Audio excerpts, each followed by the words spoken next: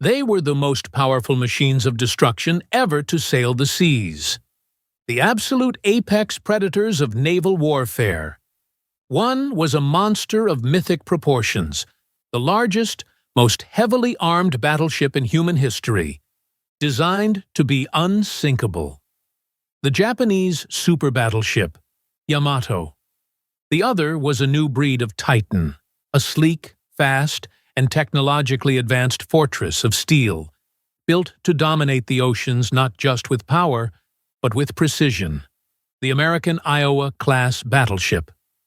They were the two greatest battleships of World War II, yet they never met in the epic duel they were built for. Today, we're breaking down the hard data to settle the debate once and for all. Which of these sea monsters truly ruled the waves? The Yamato and her sister ship, Musashi, were the ultimate expression of Japan's Kantai-Kessen, or decisive battle doctrine. Convinced they could not outproduce the United States, Japan chose to build the single most powerful battleship in the world, believing it could sink any enemy vessel in a one-on-one fight. Its very existence was one of the most closely guarded secrets of the war. Weighing a staggering 72,000 tons fully loaded, it was, and still is, the heaviest battleship ever constructed. The Iowa-class was the culmination of American naval engineering, but it was designed for a completely new kind of war.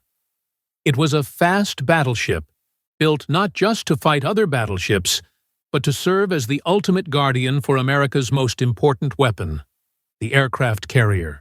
The Iowa-class had to be fast enough to keep up with the carrier task forces, powerful enough to obliterate any surface threat, and technologically advanced enough to defend the fleet from air attack. It was a queen on the naval chessboard, not just a blunt instrument. To determine the true champion, we will break them down across 4 critical categories: main gun firepower, armor and survivability, speed and maneuverability, and the technological factor that changes everything: radar and fire control. When it comes to raw, brute force, the Yamato is the undisputed king.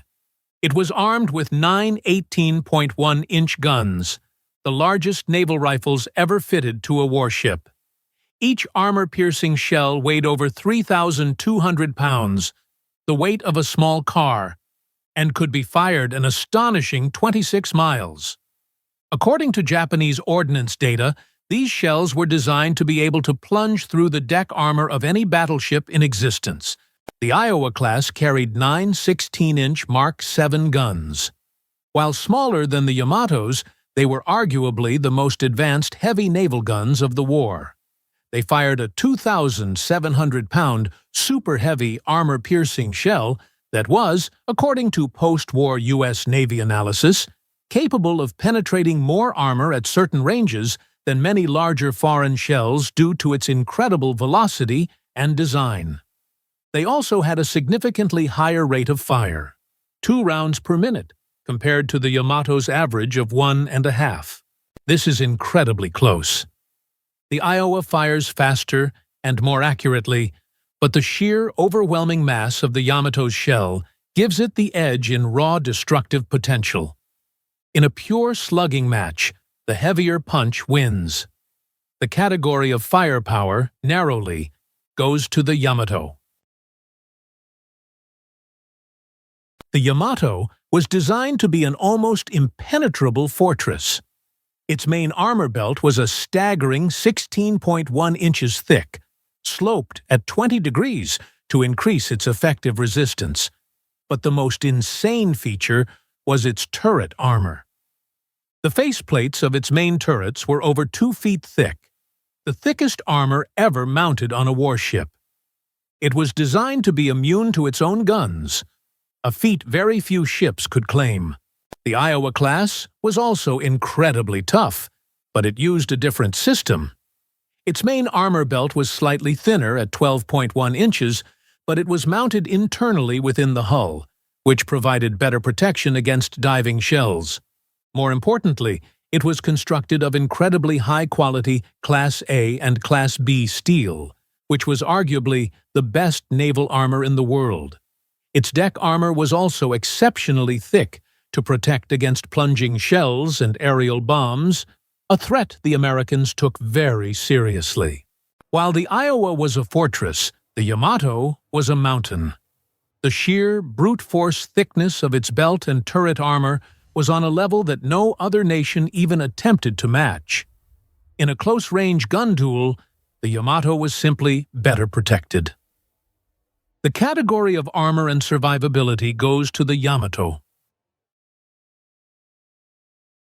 So far, the Yamato seems unstoppable, but a battleship's power is useless if it can't get to the fight.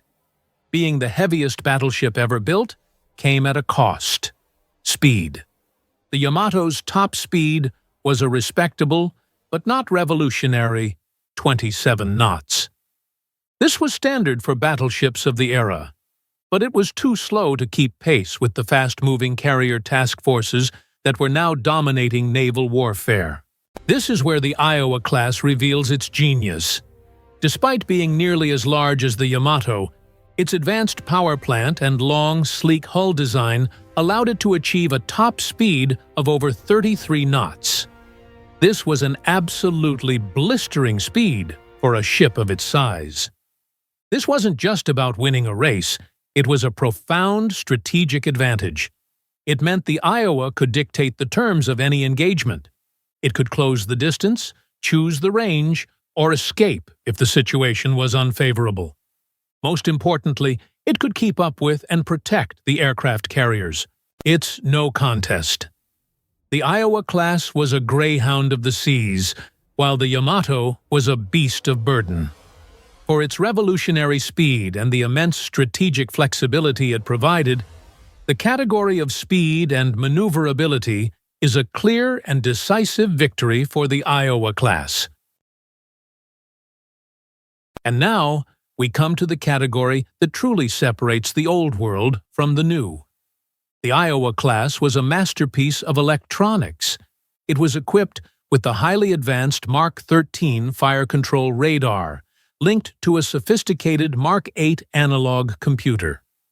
This system allowed the Iowa to see its targets from over 20 miles away, day or night, in any weather. It could track the target's speed and course, calculate the firing solution, and automatically aim the guns with terrifying precision. The Yamato, by contrast, was a relic of a bygone era. It was built around the world's largest optical rangefinders. While incredibly effective on a clear day, they were useless at night, in fog, or in smoke. Japan's radar technology was, according to post-war technical analyses, years behind the United States. The Yamato was fitted with an early radar set, but it was crude and used primarily for range finding, not for blind firing or tracking multiple targets. This is the ultimate trump card. In any situation other than a clear, sunny day, the Yamato was effectively blind, while the Iowa was a precision sniper. The Iowa could see, track, and kill the Yamato from beyond visual range, as demonstrated by the USS Washington's sinking of the Kirishima at night during the Battle of Guadalcanal. Radar-controlled gunfire was the single most decisive advantage in a surface engagement. This category is an overwhelming, absolute victory for the Iowa-class. So, which battleship was superior? The Yamato was, without question, the most powerful gunfighting battleship ever built. In a hypothetical daylight knife fight, its thicker armor and heavier shells would have given it a fearsome advantage. It was the ultimate expression of a naval doctrine that was already obsolete. But the Iowa-class was the superior warship. Its revolutionary speed allowed it to control the battle, and its technological supremacy in radar and fire control gave it a lethal, all-weather advantage that the Yamato simply could not counter. It was a modern, versatile weapon system that perfectly integrated into the carrier-centric strategy that actually won the war. The Yamato was designed to win a single, decisive battle. The Iowa-class was designed to win the war. What do you think? Could the Yamato's brute force have overcome the Iowa's technology? Let us know your verdict in the comments below. If you enjoyed this breakdown, be sure to subscribe and hit the notification bell for more deep dives into military history. Thanks for watching.